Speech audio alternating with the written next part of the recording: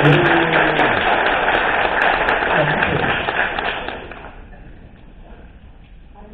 my name is Jenny Holmes. My address is 521 West River Court in Gladwin, and I live on Seacourt Lake. I have a letter here that I am reading in representation of Seacourt Lake Association. I'm a member of that board. Seacourt has about 1,600 parcels, and our property owners are excited to have Seacourt repaired and returned in 2024. The recent survey supports this statement, as 96% of Seacourt respondents indicate their support. Our association is focused on informing our entire lake community on this complicated project while we work collaboratively to find solutions. A year ago, we joined the other lake associations, our township and county officials in the campaign to restore the lake. We celebrate the $200 million grant. A year ago, this seemed impossible, but together we made that happen. Your yes vote today moves this project forward for Seacourt and our sister lakes. We understand the operations and maintenance assessment, averaging $180 per year, representing $15 a month, is required to obtain key permits. These permits allow the restoration process to proceed. A delay would be crushing to the timeline for all 4 lakes. Our association continues to seek solutions to problems. We are turning our attention to prepare Seacourt to return. We are working with our township to execute a tree and weed removal plan. We look forward to the lake's return in 2024. We look forward to family and friends coming back to the area to visit local restaurants and stores that drive our economy. We look forward to our property values holding as the lakes return. We look forward to continuing the Seacourt family traditions for the next 100 years. Your yes vote will keep the schedule to return Seacourt and the other lakes. For Seacourt, with our 1,600 parcels, your yes vote moves that project forward toward construction and restoring Seacourt in 2024. Thank you. Thank you.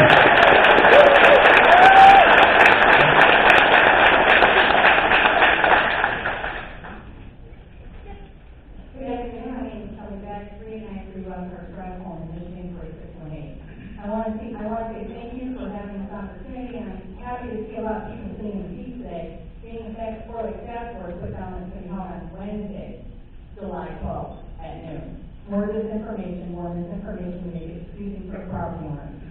As property owners, we are not stakeholders. We are private property. But for some reason, Fort Lake Task Force in this Act 307 want to call us stakeholders. That's like forcing me and everybody else into their corporation for their wants and their needs. Act 307 is unconstitutional, as it does not afford the personal property owners the right to vote or have a say, but instead puts on the county commissioners or the range commissioners who then use the court system and a judge who put it down that he's the only one that can oversee any of the decisions made on these dams. I wrote you guys a protest letter. You said you want to answer our emails? I left you a protest. I left you an email, my phone number. I got nothing. Lots of people got nothing. We've never been notified. They doctored their documents. We have proof of it. I supplied. Part of my protest was that they gave us misinformation, disinformation. People were not notified of the original hearing because it was invalid and it was falsified. I have stated my reasons for my protest, and this is that it's invalid. We ask you guys, the commissioners, to do your due diligence and look into your non-transparent delegated authorities. You alone pick. You guys decided this on your own, not we the people. You keep taking that away from them. And now you want to put it on our back.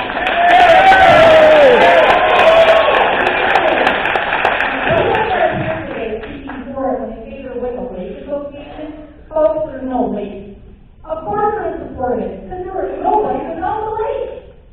You guys are holding on hostage. There's $900 million to put in hydro dams. Why are they not looking into that? Why are they doing this meeting today? Because they can't get permits to get the building permits to put the dams back. I asked this commission who is going to be the for-profit operations in employ us. I got no answer. So you got a nonprofit that's going to be a for-profit, they're hiding all of the information, they're falsifying documents, they're nefarious, and all they're together, they donate to each other, they vote for stuff, they have businesses that taking grant money, you're all benefiting from this. And you're doing it behind closed doors, you're negotiating with our attorneys, you're doing nefarious things, and we're exposing it. And you may not get our justice today, but we're really for America. We will get justice, and we're going to remember who voted and how you voted today, and we're going to hold you all accountable, because you guys against our country and manipulate our vote.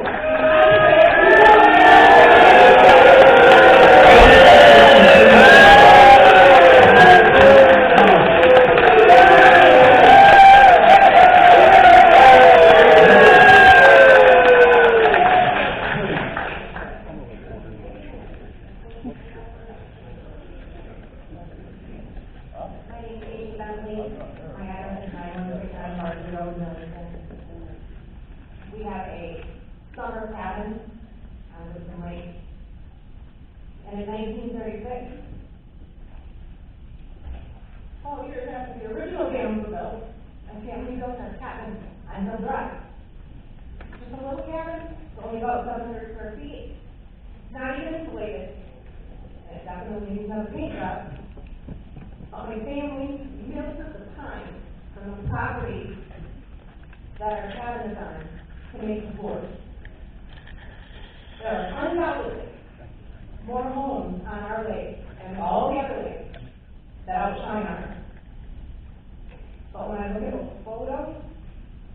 photos of my great-grandparents and my great-aunts and uncles taking a dip in Wixom Lake after a hard day's work building our cabin, I can't imagine life without water again. This is why I'm thankful to all of you up here.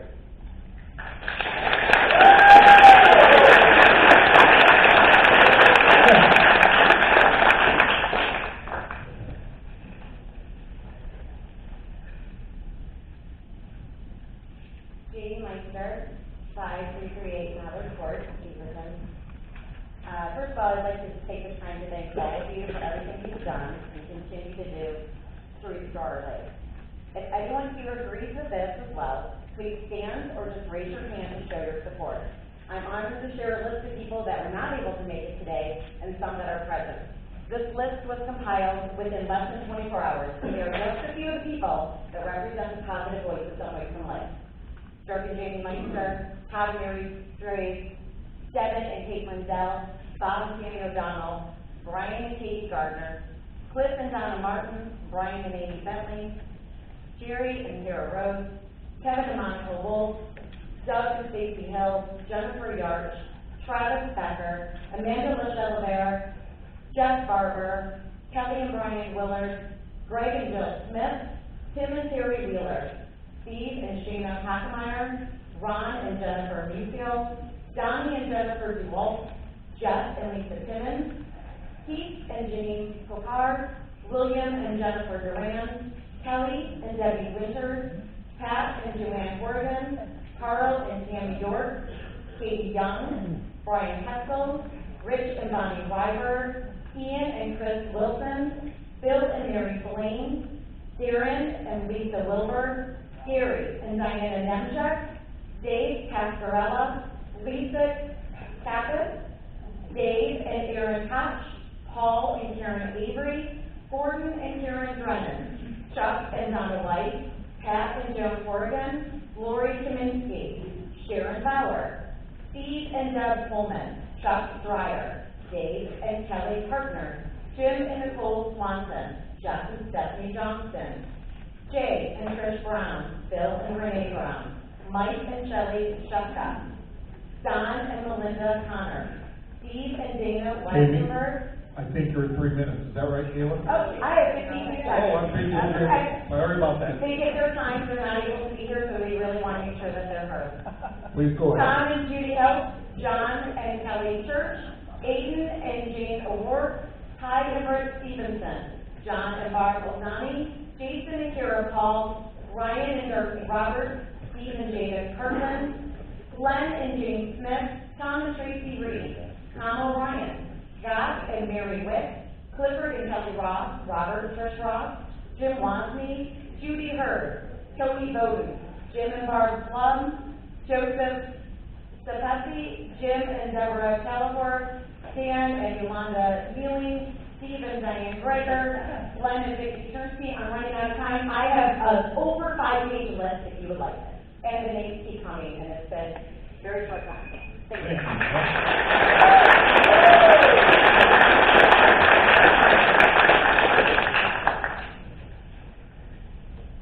Brian Gardner, address is 5307 Oak Ridge Drive, Beaverton, 48612. Jamie asked me to continue to read off her list, and I chose not to, but there's another 200 names on there. I'm a Wixom Lake property owner. I'm on the Wixom Lake Board of Directors, and I'm a realtor at Air Reinhardt. What I'd like to share with you today is maybe some information regarding property values. A couple of years ago, we lost significant value in our homes on all 4 of these lakes. In the past 2 years, we've seen some significant home appreciation on the other lakes in Michigan, including Lake Lander, Wiggins Lake, Pratt Lake.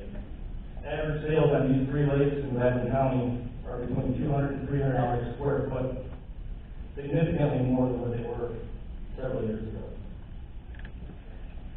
Wixom Lake has recovered to pre-dam failure values, which is great for property owners. The average right now is about $150 a square foot, significantly less than the other 3 lakes in Gladwin County. Why? Because we don't have any water. But the reason that the values are where they're at today is because the buyers of our property have the expectation that our water is coming back, and they are okay and happy with the special assessment district and the fees that we're going to be paying in the future. So I ask that you guys vote yes today. Thank you.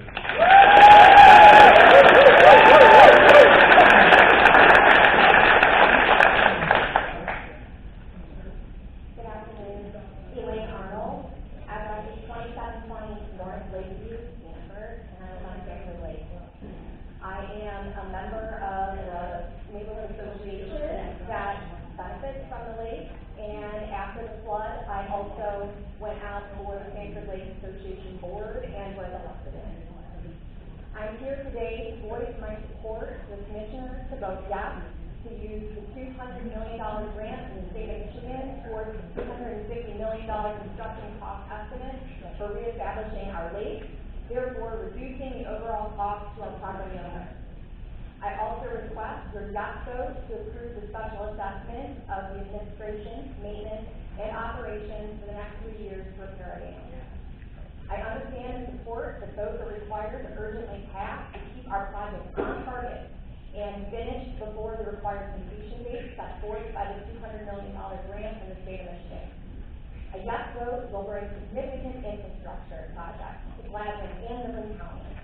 It will also bring significant economic benefit to our county over the lifetime of the project and beyond. In addition, a yes vote will retain, if not improve, our property values along with the property tax base while enhancing our entire local community and communities surrounding the 4 lakes. I'm willing to do what is necessary to for our lake to be reestablished as quickly as possible, so I can enjoy lake life again with my family. I hope you, as my elected officials, are also willing to do what is necessary. Please vote yes. Thank you.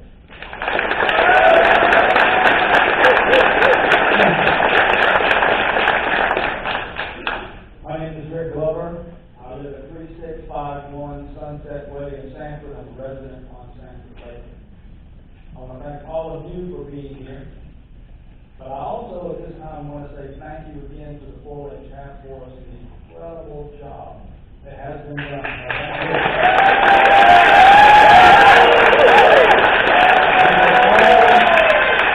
All those others that have stepped up and helped out to make this thing happen. I applaud the 4-Lake Task Force for not being willing, after the dams and all that stuff happened, after the flood, they were not willing to accept our lake simply as a wonderful memory of great times gone by. They had a vision, and they wanted the lake to come back, and we all need those lakes. This is